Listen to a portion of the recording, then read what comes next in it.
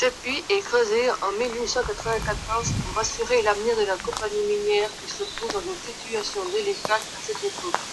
Le projet est mené par le directeur de houillères depuis 1891. Il est chargé de diriger les travaux de creusement, de concevoir les bâtiments et d'installer chaque machine. Le puits, qui est en activité depuis 1900 jusqu'au début des années 1950, est conduit à une rénovation en 1928. Sa profondeur est de 1010 mètres, ce qui fait le puits le plus profond de France. Pour remonter le charbon à une telle profondeur, il faut une machinerie conséquente. Il opte alors pour une machine d'extraction à vapeur de 1200 chevaux. Cette machine fait 600 tonnes et est alors la machine la plus grosse de France. De chaque côté de la cheminée de 50 mètres de haut se trouvent deux salles réservées aux chaudières. Le personnel est formé de mineurs, dont 408 herscheurs et manœuvres, 373 mineurs à l'abattage, 103 boiseurs et 18 ouvriers affectés à la recherche, et surveillé et dirigé par 27 maîtres mineurs.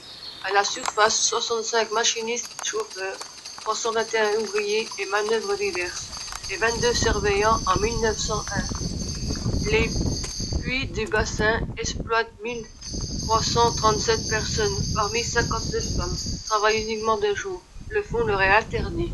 Les jeunes de 13 à 16 ans y travaillent aussi. Le puits fonctionne 24 heures sur 24.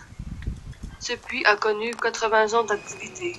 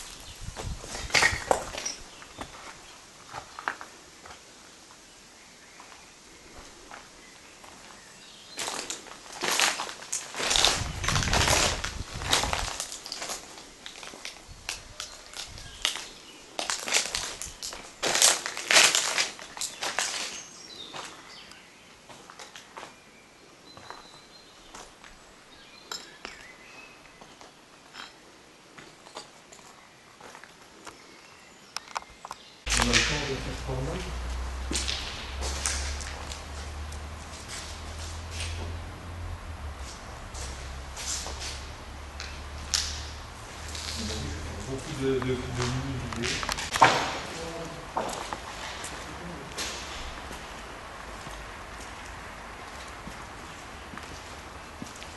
Un site qui est assez énorme. Utilisé dans la fabrication de papier recyclé en liquidation après un redémarrage en 2009 chaotique. Du fait de la conjoncture très difficile, il parvient à tourner de nouveau allant jusqu'à générer un chiffre d'affaires allant jusqu'à 26 millions d'euros pour cette même année, jusqu'à ce qu'elle soit confrontée en 2010 à l'effondrement du prix du papier. Il se fut stoppé durant près de 4 mois et une tentative de relance sur un nouveau marché, celui de la pâte à papier recyclée. Sans succès toutefois. L'inquiétude des salariés augmente encore quand ils apprennent en janvier 2011 que leur patron est prêt à reprendre une autre usine en difficulté. Lors de la reprise fin 2008, les locaux n'avaient encore pas été cédés aux repreneurs, mais simplement loués, laissant 2 ans pour faire une offre d'achat. Hélas, en 2 ans, les loyers seront irréguliers.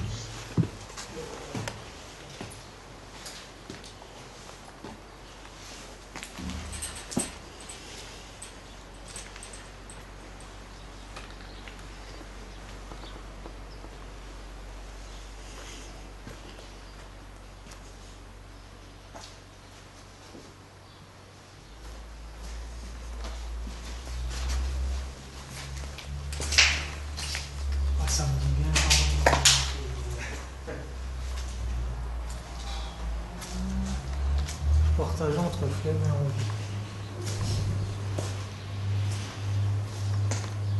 Parce qu'après, on peut peut-être monter encore là-haut.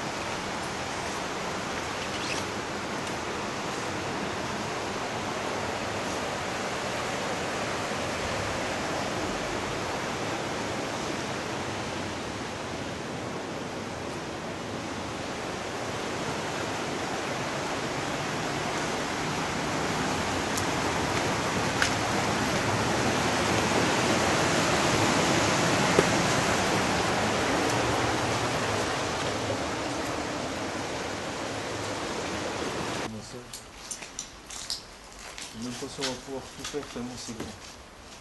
C'est impressionnant.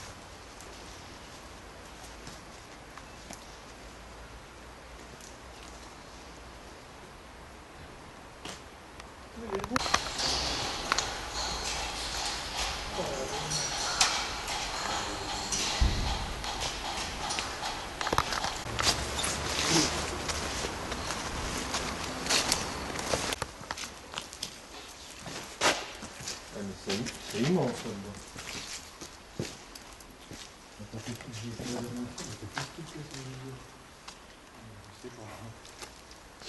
Bon, attends, on va peut-être allonger le machin puis voir pour aller. Ah, j'espère simplement que ça fait plus. Ah, il y a moins.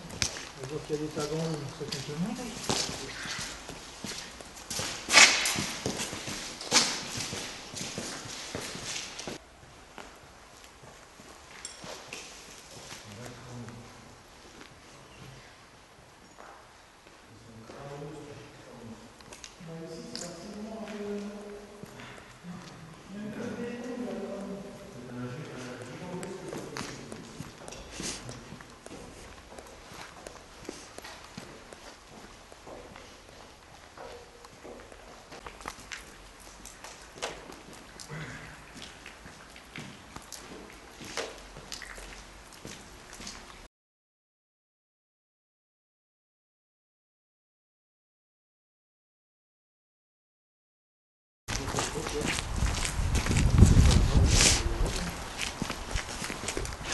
Là-haut?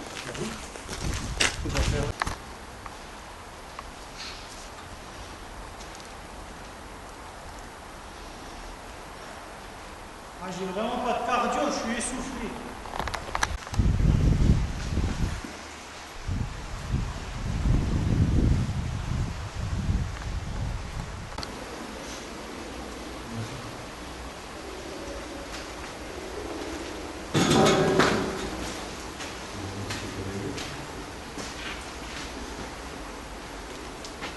Bon, je pense qu'en une fois, on peut le faire ici. Je ne tenterai pas de savoir s'il y a beaucoup de profondeur.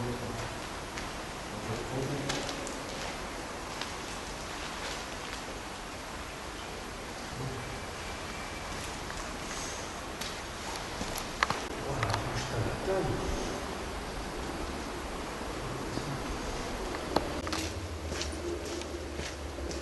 Oh, le texte est trop beau là.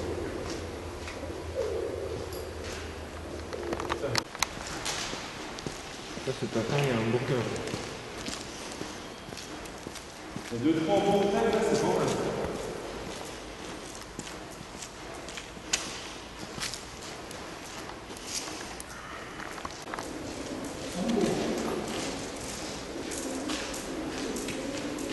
Là, c'est fatigant de monter jusqu'en haut. Ouais, autant.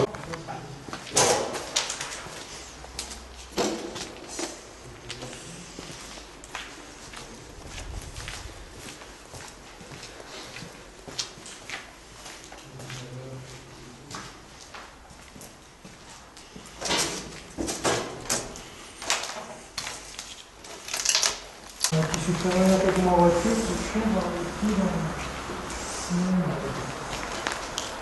Est-ce que c'est par là qu'on peut passer pour... peut-être.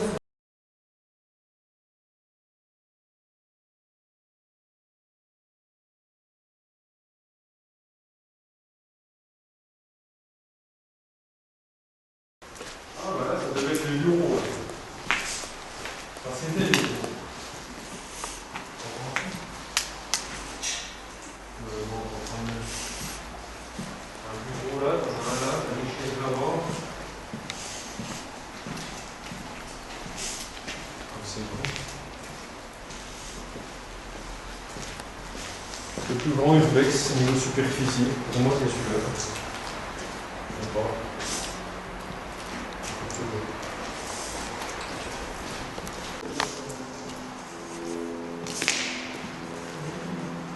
Putain, moi j'en plus.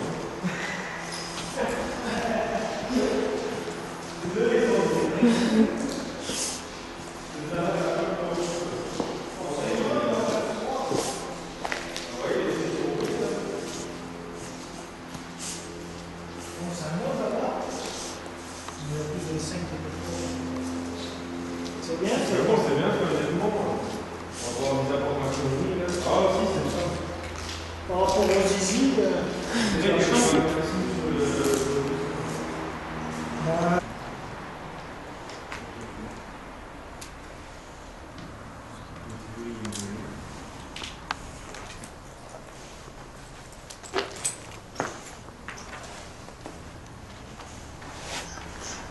L'usine celluliode produit tout. Une production se développe considérablement dans les années 1250 et 1960.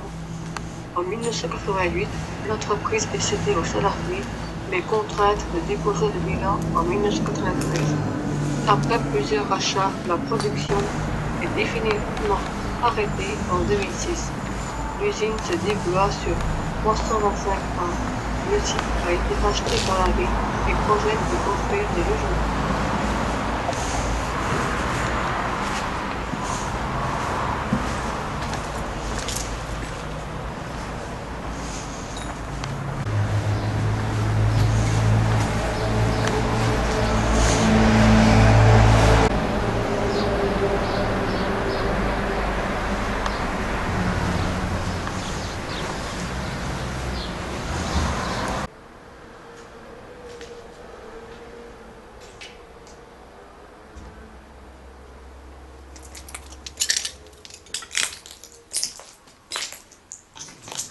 En 1921 fut construit le voie pour les pratiques de trifilage, de recuissage et le décapage.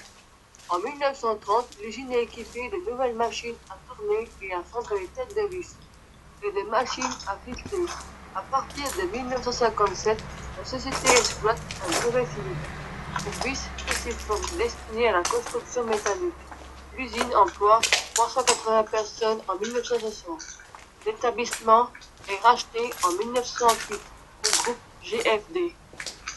L'effectif est de 285 personnes en 1980, 193 en 1984 et une centaine en 1988. Spécialisée dans la visserie, l'usine emploie 43 personnes et fabrique quotidiennement 12 millions de pièces. Elle ferme ses portes en 2009.